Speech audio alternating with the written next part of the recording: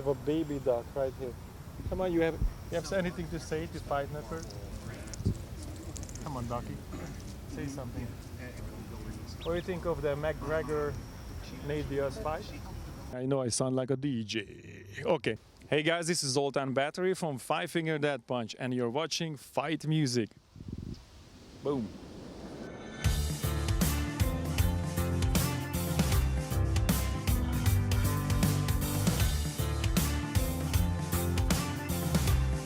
Well, I guess I would say love of martial arts. You know, I grew up in a place you kind of had to fight for, you know, to get to school, to get back home from school. It was like, you know, little kids that had nothing to do, one TV channel. So we were beating the crap out of each other pretty much on a daily basis. So it was kind of a survival thing that you just had to, you know. It's there are many countries still in the world that you kind of, you know, that's what it is.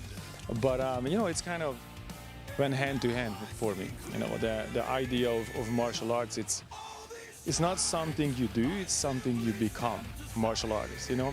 And that comes with understanding of philosophy and understanding of life, the flow, you know, and it's kind of the same if you project that to music or your career, you know, it's, but principles are the same. So, you know, martial arts and becoming a martial artist helped me my whole life with my career, because I think a certain way. I apologize.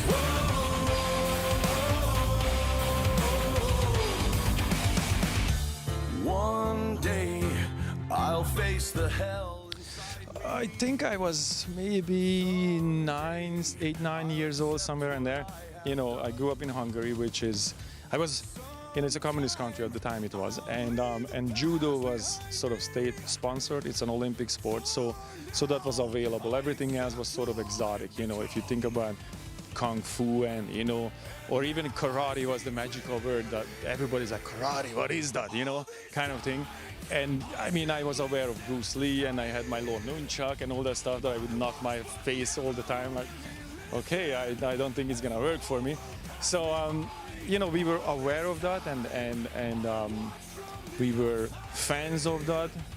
Sometimes even movies were available. We would see some, you know, some American movies, or, you know, some Asian movies. So we were aware of it, but it wasn't available. But judo, you could go pretty much every city had judo clubs, multiple judo clubs. So I was about 8, 9 when I started to train judo. By 10, 11, we were, you know, competing, and you know, that was sort of the beginning of the journey.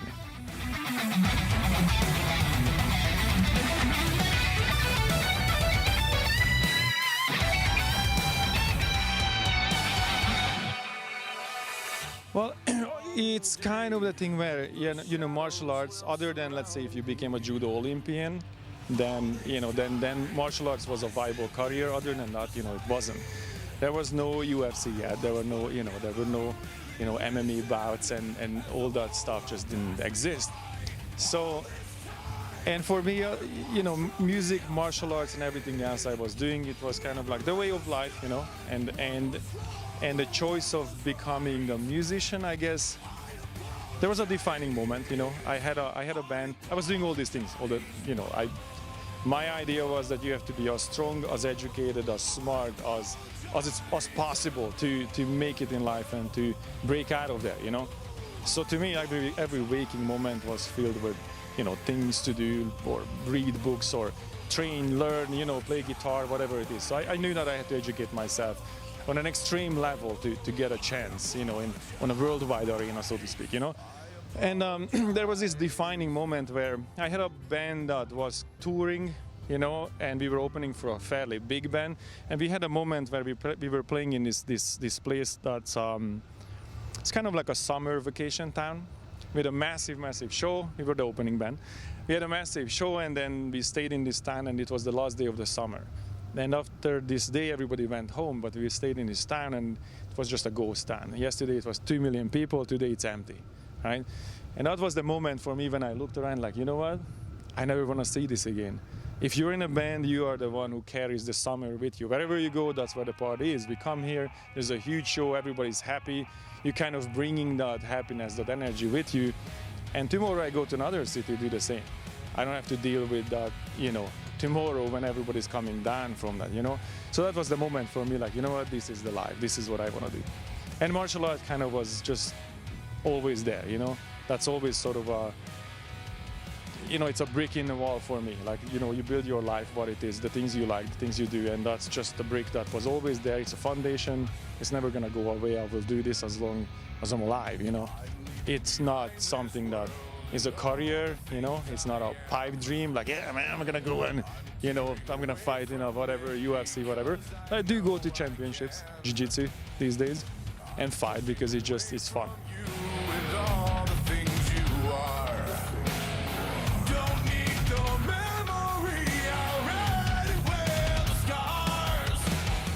Thank God we are in a position that I carry my mats. When this one we flew in, but when we are on actual tour, I have my jiu-jitsu mats, I carry those.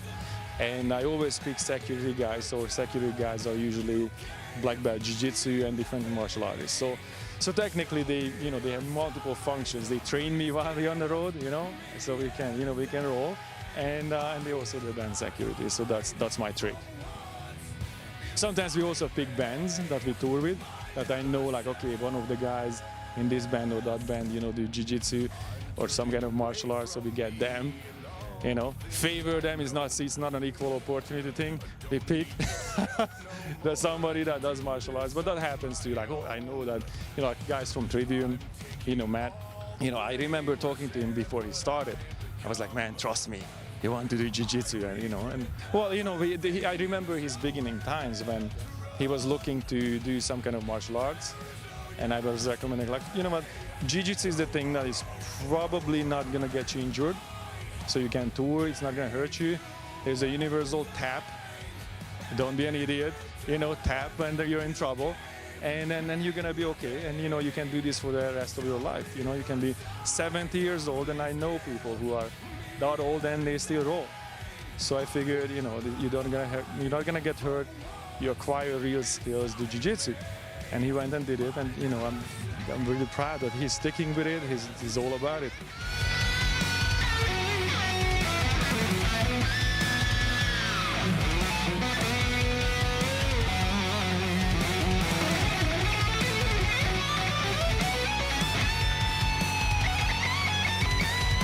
I can tell you a funny story, actually.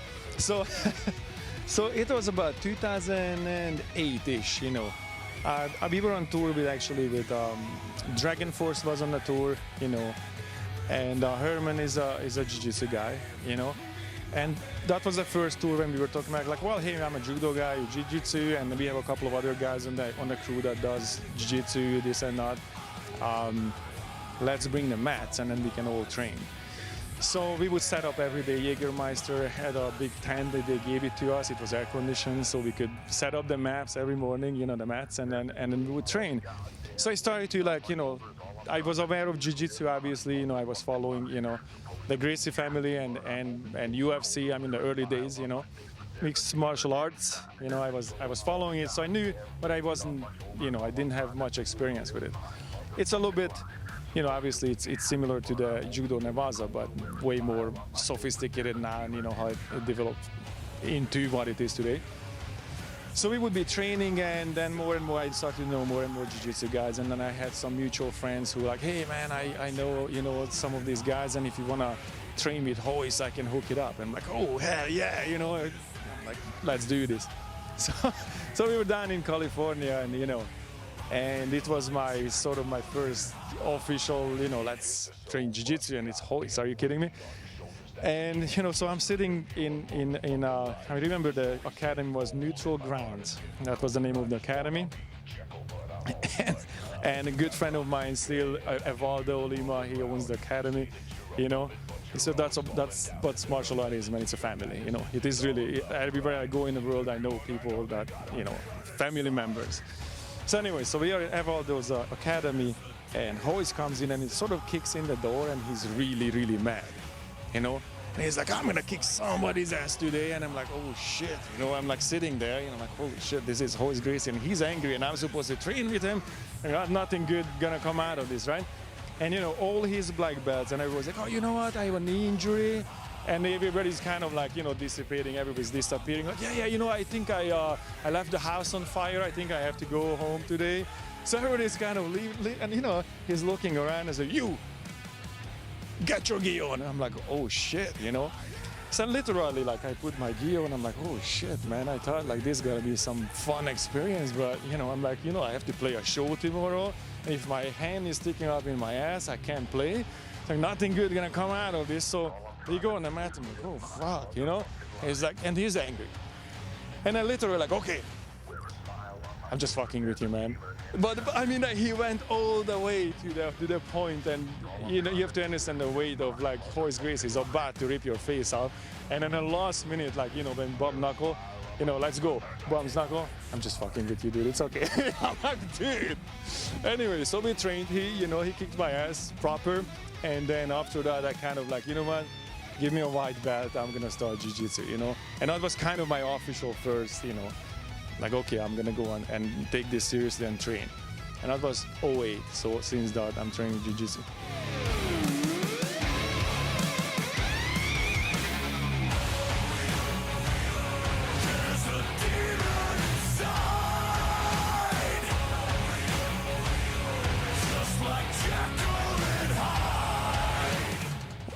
Well, either Shamrock has a giant piece. I mean, we can debate, that kick was in or not, Either Shamrock can be proud of, his manhood, or it wasn't really a kick that could hurt him that bad. I don't know. So that's kind of a controversial thing, but, I mean, he won the fight. The Gracie's always looked at Jiu-Jitsu that even though we have a sports version of it, even though it's a in quotes civilized version for competition. Obviously we can't really hurt each other, otherwise there is no competition if everybody's broken and is in a hospital. So there's a civilized version and points and rules and whatnot. But the philosophy was always that this is a martial arts. This is not a sport. And in martial arts, the second place in a fight, it really sucks, right? So you have to win. And if it takes me kicking in the balls that you have, two of them up here, then that's what it takes. So even though it's against the rules, you know what I mean? It's kind of like, it's martial arts, man. It's about survival. So I'm pretty sure he didn't intend it, but again, I don't think that kick was in. And if it was a street fight, then he won anyway.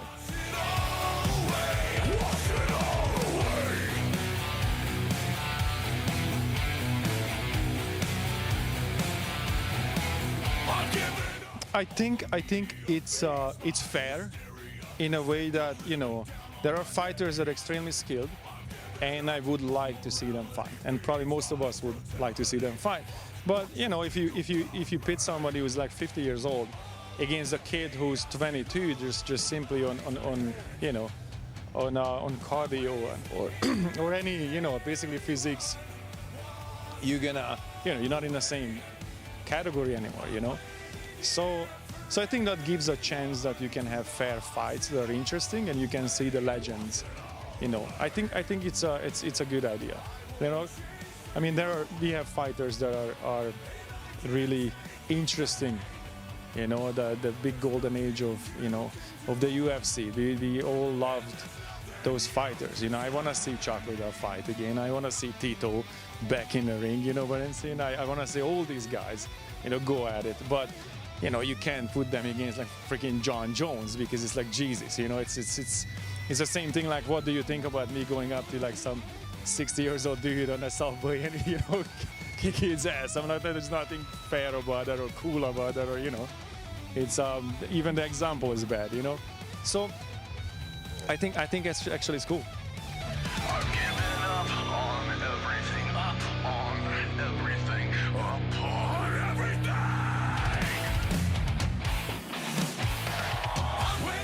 Well, he's a weird case in a way that, I'm not gonna say that he's. I'm gonna phrase this very politically correct, or trying to. So he's not a typical martial artist. You know what I mean?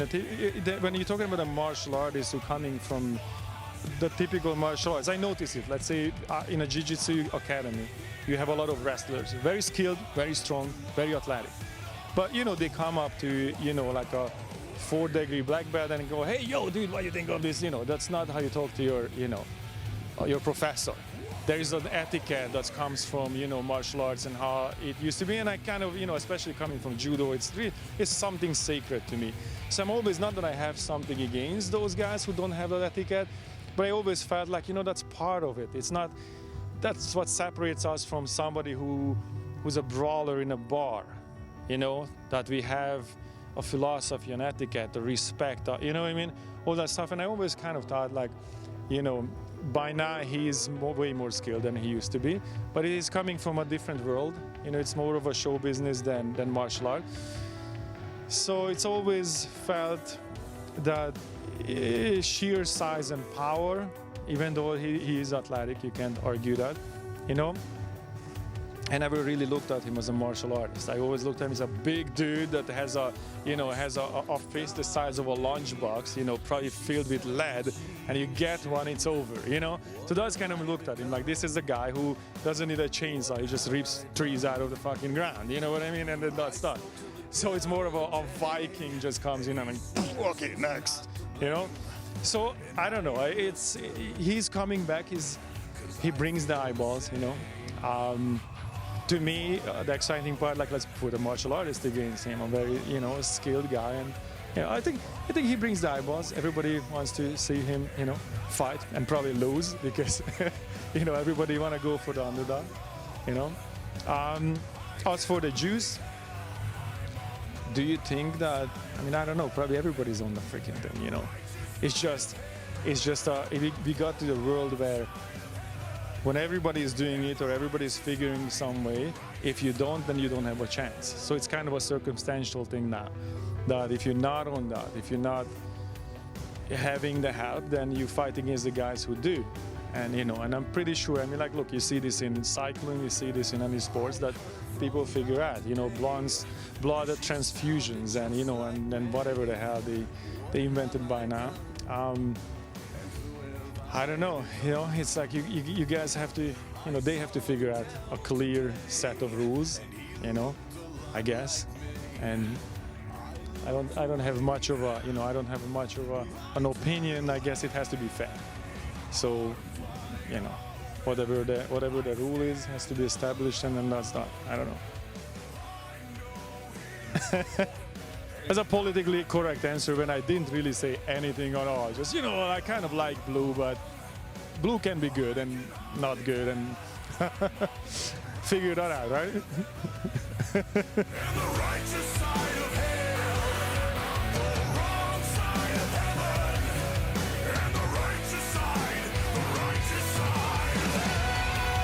I was there at the first one, and I'm not the guy, I don't disrespect martial artists. They have a skill, they're there for a reason.